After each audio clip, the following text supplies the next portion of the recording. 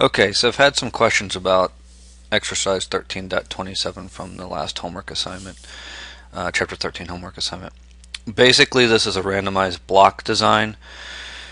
So you're taking a single person who is the block and you are randomizing the treatment levels. So you're randomizing the treadmill, arm crank, snow shovel, and snow thrower. So each person does each of these four things.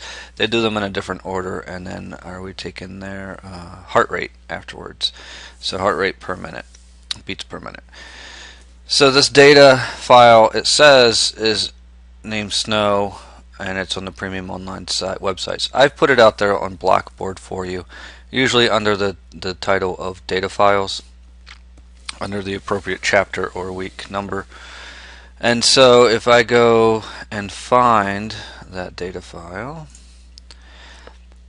so here this time's at course materials, chapter 13, data files, and it's snow shoveling.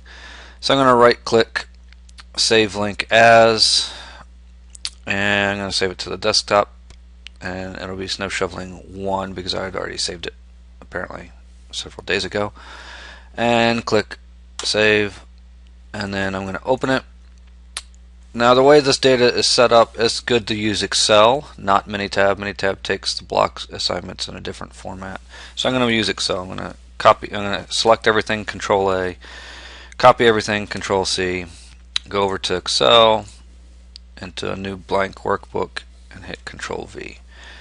And then we see that all of the data is there.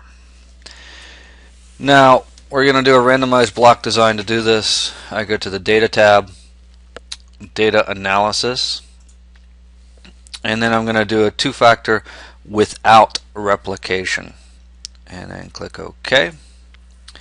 The input range is everything, A1 through E11. I have labels, and I'm going to go ahead and stick it on a new worksheet ply and click OK.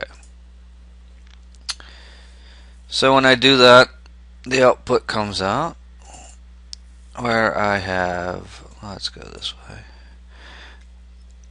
For the treadmill, right, it's counting that there were 4 things that each block did, right?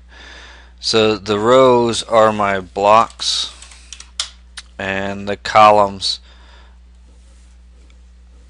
are the different treatment levels or different exercises that the person had to do to get the heart rates per minute.